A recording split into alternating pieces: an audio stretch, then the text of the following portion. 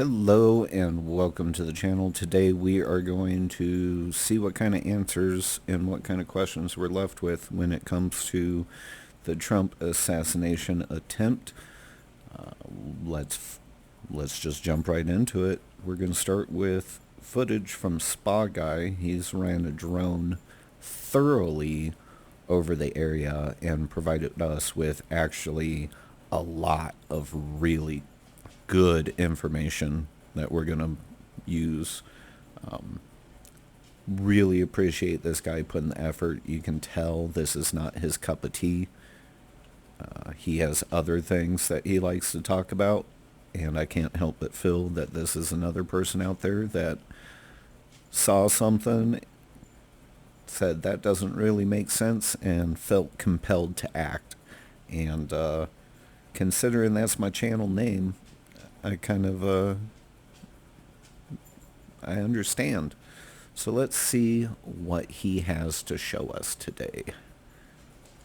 All right, friends. So I went to Butler, Pennsylvania. This was filmed on July the 19th, 2024, just 6 days after the assassination attempt. I was at the back gate and I'm flying towards the Red Barns. Where Trump and all the people were at was on the other side of these three red barns. The counter sniper team that you saw in most of the clips was on top of the right side building where we're seeing right now, but there was a counter sniper team on the left side building pointing the other way. You don't see that very often in most of the clips. So I'm going to stop right there and point out when he's talking about the sniper teams, this is the one that we see in most of the footage. They immediately, when they positioned, were facing this direction. This is the team that he's saying there's not a lot of footage of, and you see a lot less. This is what they refer to as the South Sniper Team.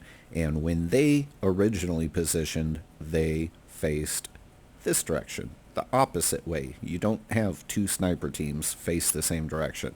That just doesn't make any sense.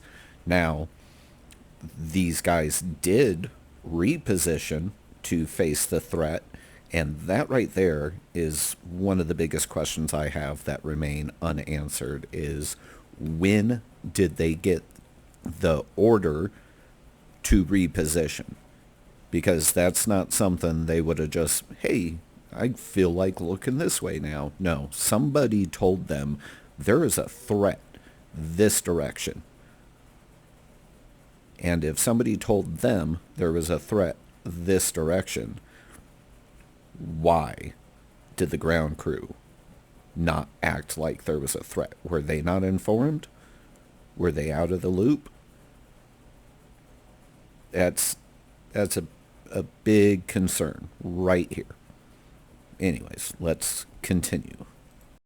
But what we're going to do is go across this building, and the stage, luckily, the imprint of the stage and the bleachers and all that stuff is still very much on the ground, so you can tell where everything is. And right where the arrow is going across is about where the stage was. I'm going first to where the counter snipers were. So what I figured out is when you're at this position where they were looking back to the building, the short building right here is where the sniper was, but he was concealed behind that tree right there. All right, so there is our confirmation. This team is likely not the ones that made the shot, as their view was obstructed. The shooter would have probably been would have been right in here. So there is a clear view from this position that these guys probably weren't involved. So next we're going to look at another Spa Guy video. Absolutely love this one. This one is so informative because it explains a whole heck of a lot about the how. So I'll go ahead and let him do his thing, and then we'll talk about it. Miss Crooks, but you never know. The bicycle was parked right there under that tree. And you see right there, and you see the distance to the air conditioner and little building. We're going to go over to this building so you can see what I'm talking about. There's an air conditioner unit right beside a little barn, and he could get on the air conditioner, on the barn, and then on the roof. And that's why I believe he parked the bicycle right there. And the reason he didn't bring the bicycle over closer is he didn't want people to know he was on the roof. So I believe he got on that AC unit right there, climbed on top of that barn, and then from the barn jumped up on the roof. And you can see that that is not out of the realm of possibilities. Absolutely, Spa Guy. I think you gave us the answer. That's a hop, skip, and a jump. Not a lot of effort to get up onto the roof. And if we pull back to where we look at the whole thing, you can actually see there is the building that the shooter was on. This is the 2-story building where the snipers would have been positioned. This is where they took the photographs of him from. And if we go back in, you can see that this is tucked away. This is out of sight. This is hidden by this building. The majority of people are all going to be over this direction. So very reasonable, very plausible explanation of how he got onto the roof without being noticed. And just to further prove the layout of this, let's go to Google Maps. So this is where the drone's flying in at. This is where the AC in the shed, so the access would have been here, and we can see very easily that he could have come around. Bam, right there. Up you go. Boom. Perfect explanation. A lot better than no explanation. So incredible work, Spa Guy. Thank you so much for that piece of the puzzle. Now we're going to look at that second sniper team there. I'm going to mute this because we don't need to hear what they're saying, but we will see the sniper team looking to the north moments before the shots. So that is where we're at. He is moments away from getting clipped in the ear. And let's see what that looks like. Now this clip will zoom in on them, see, clearly. And I believe that is the team that made the shot. See, we were moments before. So now we have a good idea of who shot him. But there's other questions too. I've seen multiple audio analysis of the gunshots. Now you can see here the first volley of 3, followed by the volley of 5. And after that volley of 5, we have one shot not too far off. And then we have a good amount of time until we hear what is presumed to be the kill shot of Crooks, the shot that took him out. Now, the official explanation says 8 shells up top. These are all Crooks. But we have not heard how many shots were fired at him. And if the answer isn't 2, then we have a shot that is not explained. And that's worth keeping in the back of your head.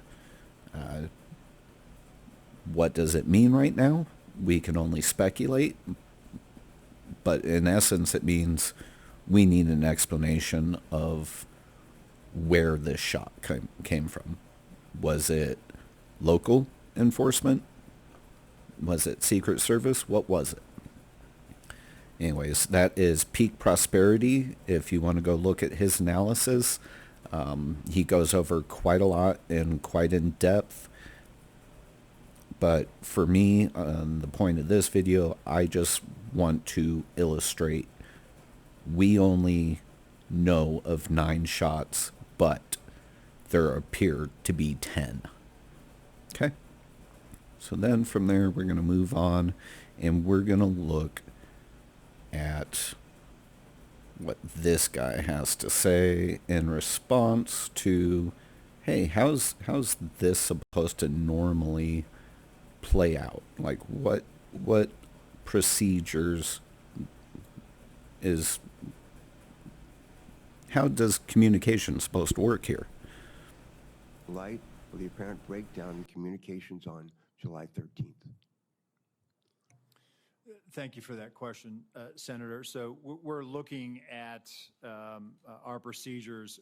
We rely on a counterpart system, and the radio interoperability it's a complex challenge. It's not just about being able to find whatever frequency our local counterparts are on and then just piping it in. There's some technical challenges that have to be there. So to alleviate that, we've always relied on a security room where we have representatives from the local agencies. Those individuals are there to, one, bring their own radio and then relay relevant information that would impact our security plan. I think what I'm looking at, and again, what I'm in looking at this situation is there was a unified command post, and we had our security room, and we had communications that day at the Butler farm site were challenging. Not just challenging for the Secret Service, but for challenging for locals. There were some cellular issues. There were radio issues, and you saw that with the testimony from the colonel from Pennsylvania State Police last week in the House. So I think as I'm thinking about this, I think we need to consider what is our model moving forward, and I think we need to be where the greatest amount of partners are when that information is being discussed. The other thing that I'm looking at is we need to also make sure that we have redundancies as far as cellular on the ground or additional repeaters. And so I've directed our Chief Information Officer to do that, and we are rolling assets out now supporting campaign sites. Thank you. Okay, so we have the command center, we have communications. We've been doing this for 40 years, but for some reason we've never thought about redundancies. We've really, that seems a little far-fetched. It seems a little unreasonable. Now, Butler is, from what I understand, only a town of about 13,000 people. So when you have a big rally like that show up, okay, I could believe that there could have been some cellular difficulties. Perhaps the local tower was overwhelmed. But radio problems? I don't know about that. That's a little suspicious, but we can't prove anything right now, so it's just another question of what do you mean radio problems, right? And so let's hear what the SWAT guys that were up in that building have to say.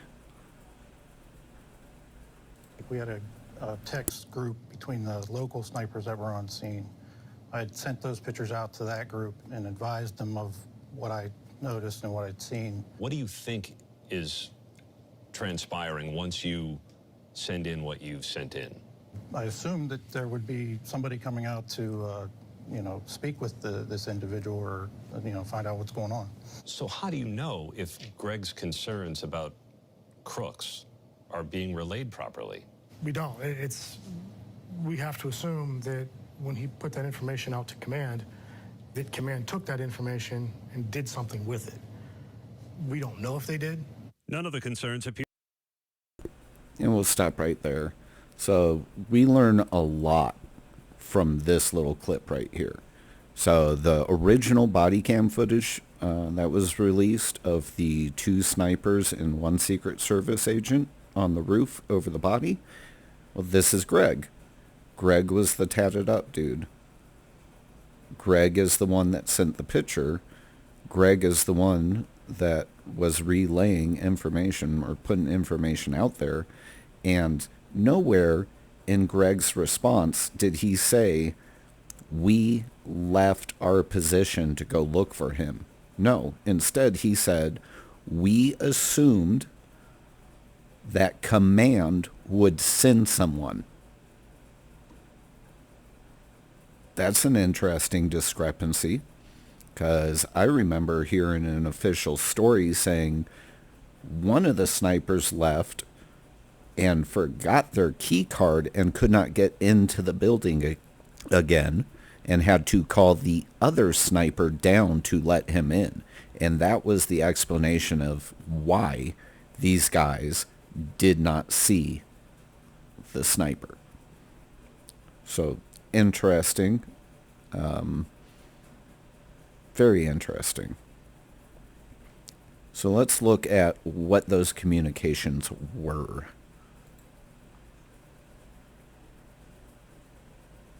They're right here.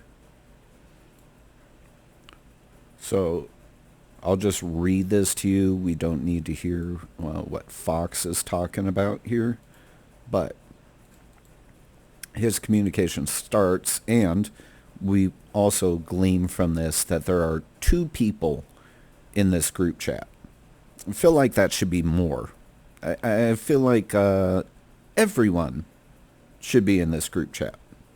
But that aside, at 4:26, they put out, someone followed our lead and snuck in and parked by our cars, just so you know.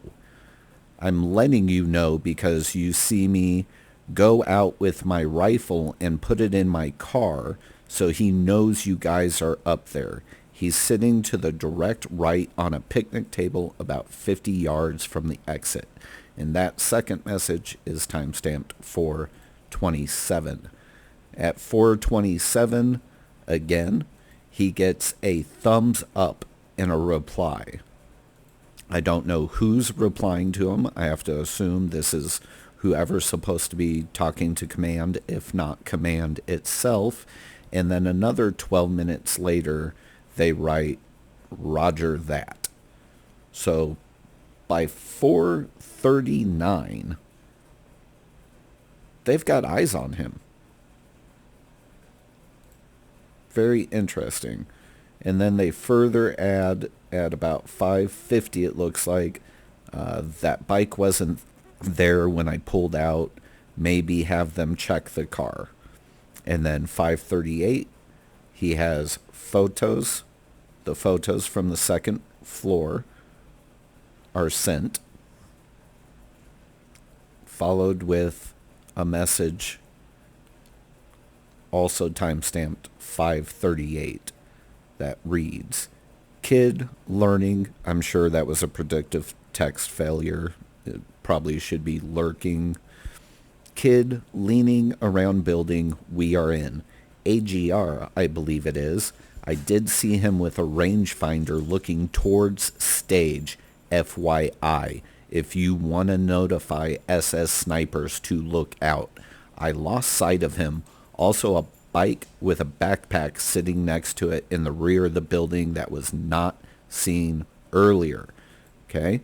5:40, call in to command and have a uniform check it out. So this jives with what Greg in the interview just said. I sent it up the chain of command, and I expected somebody to come check it out. Right? Okay. So, what else do we know? Let's go ahead and look at this footage here. This, again, I'm going to mute because we don't need to hear what they're saying. And I'll go ahead and blow this up so we can see. Now, the most recent surveillance body cam footage we got shows the responding officer discovering this ladder over here. And up until, oh, hey, look, there's the shed.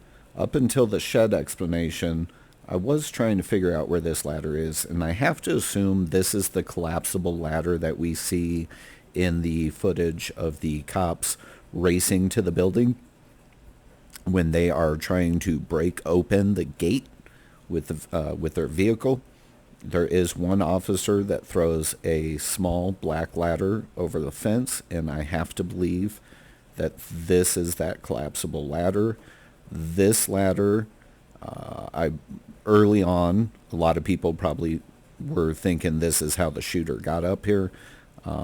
We now know that this was a police ladder, unequivocally, absolutely, right?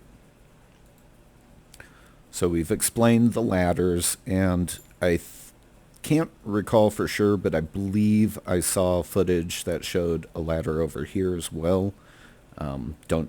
Don't quote me on that one, though. I might be mistaken. Now we're going to advance this footage a little, because one thing that always sticks out to me is you can clearly see this window is open. And that's something that I want to keep in the back of my head when we see other footage. I want to try to keep track of when that was open. I mean, this is obviously well after the shooting. That I'd be curious to know, simply because if there were two shooters, let's say there is a conspiracy here, that angle's not wildly different. That position is close enough to where, let's say if somebody did shoot from the window, you would have a very hard time differentiating between these two. So it's just something to think about. Not necessarily too important, but something to think about.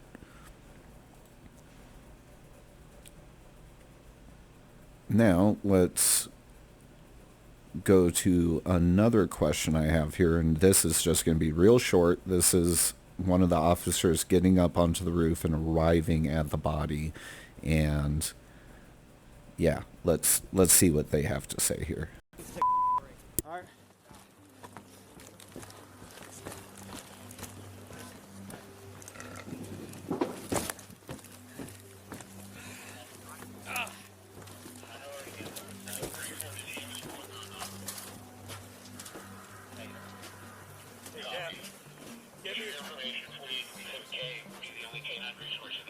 We need to set up a solid perimeter around this building. Okay. Because we're gonna have to get access and clear it out. Watch out for shell cases. 2, 3, 4, 5 right there. Limit who comes up here. So I've skimmed through the rest of the video. Maybe there is a mention. I might have missed it, but as far as I can tell this morning, that count of 5 casings is where they stopped. So that's another thing to, again, if we're going to get conspiratorial, it would not be unreasonable to me that the first 3 shots came from somewhere else, someone else, and that the 5 casings they found were Crook's shots. It would not be an unreasonable conclusion, but we do not have definitive evidence of that yet. But things look suspicious. Things look suspicious. So that was the Sky News. We don't need you anymore. Now, here's an interesting exchange that kind of runs counter with a lot of what we just put together. So let's take a look at this. Are you aware that local law enforcement and Secret Service had full access to that building in that room? My understanding is that they did. Yeah. Why weren't security teams, sir, on site able to spot a 20-year-old kid with 0 camouflage crawling up a white roof with an AR-15 that several rally goers were screaming and yelling and pointing out, and they noticed him, and they weren't even there to conduct security. They were there to watch the president. Do you have any idea why the security teams couldn't find that guy? I do not, sir. Would the gentleman yield for just a Yes, second yes, on sir. that? So just for clarification, it was the ESU guys that were manning those buildings? Yep. And they left because of the call of the suspicious person, so they left their post there to go look for him. They're the same individuals who attempted to climb up the building and were scared away by the shooter pointing the gun, right? I reclaim my time. Thank you. Okay, I'm that's just fine. wondering why. I'm just wondering why they weren't able to find him, because even while they were looking, they could have still looked out that window that they had access to. Now that seems really confusing, right? Because that makes it sound like the two snipers on the second floor were the ones that received the message saying you need to go look around, when we know that they're the source of that message and that their expectation was somebody else would come and look around. Now, are they trying to tell us that they had another officer in the other building that nobody talked about?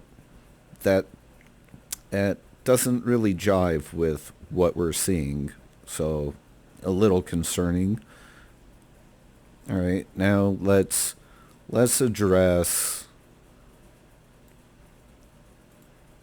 the whole this was staged, all right? Which, hey, I distrust media. I distrust government. I'm not beyond saying, okay, well, let's entertain that idea, all right? But first, let's say that he intentionally let his ear get grazed. That we can disprove, because that is just silly, as Grand Thumb's going to illustrate here. So let's watch him try to hit an ear.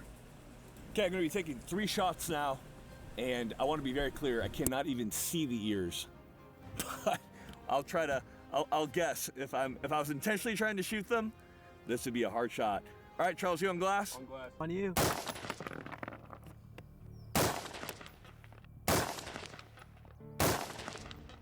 Okay, I'm over 3 shots. I'm just trying.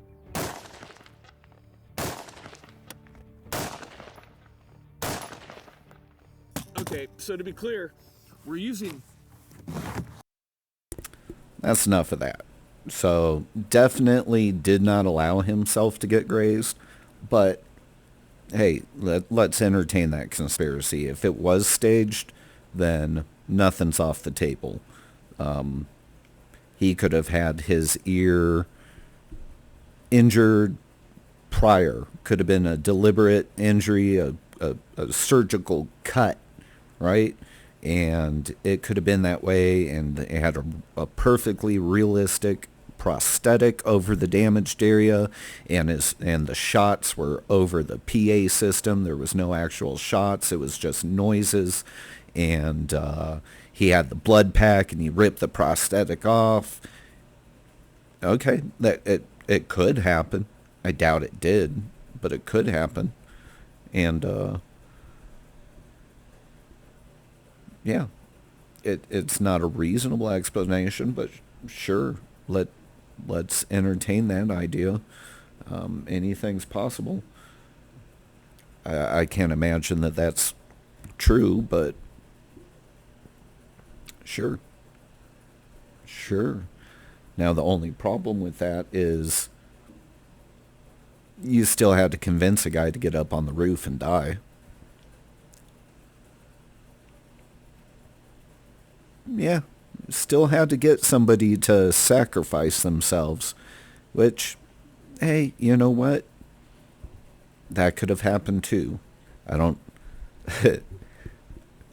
think Trump's campaign's really like that, but yeah, I mean, what a great conspiracy. How fun. Now let's look at, was there... Oh, no, this is, yeah. So let's look at, maybe you've seen this footage that claims to show somebody coming out from behind this thing here on the water tower. Let's take a quick look here. And then here is the other version that you can see it off of the RSBN video. Just going to go ahead and mute that because we don't really need it. So, looks like a dark shadowy figure comes out. And it's Bigfoot. There it is. And there's claims it goes back in. Now, if you really watch this, you're going to notice that this symbol kind of comes in and out. Like, it's obvious this footage is not great. I mean, look at this, right? It was a hot day. You can see distortion all across this image, not just up here. So I pretty much just discount that. And there is some drone footage that suggests that that wouldn't even be big enough to hide a person, so they'd have to be crouched down too. Yeah, whatever. Could be something, probably not. And then we're going to finish up with this amazing illustration that Asget Industries put forward. And as amazing as it is, there's still some issues with it, but we will address those as they come, or afterwards. This model represents Thomas Crooks. His position can be seen here in this image, which illustrates exactly where he was. Turning around, we can see the path of all the bullets that were fired from this location.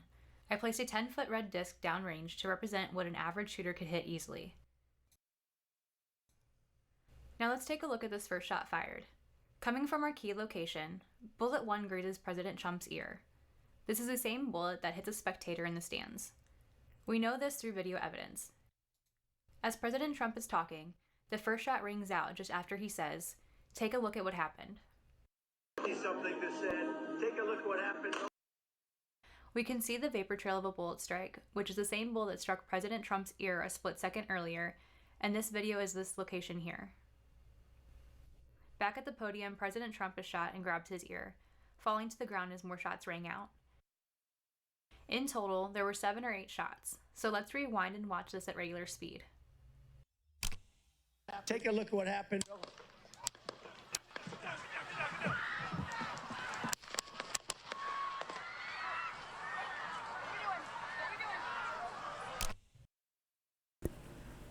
Okay, so they made this really quickly afterwards. This was 11 days ago. And as you're going to see, the 3 shots we know for sure. The other 4, they are missing a shot, as there was definitely the 8, because that second volley was 5. And I have to believe that they're counting the shots from Trump's microphone. Now, there is a good explanation to why his microphone would make it sound like there might have only been 7 shots. And that explanation is the one that hit the spectator here. That bullet did not have the opportunity to pass by the microphone. Thus, you're not going to notice it. So this all lines up. It all makes sense. It's all reasonable. And it's pretty practical. So that kind of helps us point to one shooter. But so after all this, we now know, or at least have a very good explanation for how he got up there. I'm still trying to figure out how he moved that gun without being seen. I did hear a report at one point that he may have placed it in the area beforehand, and hey, maybe it was behind that shed or something, who knows.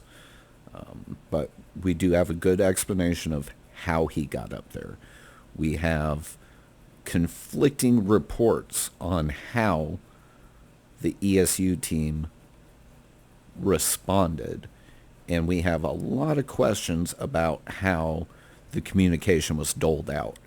Now, if there's any conspiracy to be had here, in my opinion, at this time, it would be the most plausible conspiracy, in my opinion, would be you had one person in command that was not relaying information. And that would essentially allow this situation to happen. There's a lot behind the shooter. You know, there's, oh, he was in a video for BlackRock, and BlackRock partially owns this building. Yeah, BlackRock partially owns everything. You can go down that rabbit hole, but BlackRock's financially involved with everything in an investment sense. I don't think BlackRock had anything to do with this guy, but it is worth noting that the range where he practiced is where Department of Homeland Security and stuff like that also practice. So if he was going to be picked up and radicalized, that is probably the most likely capture point. And I believe that's the most logical thing we have, is this guy got recruited. That part is not hard.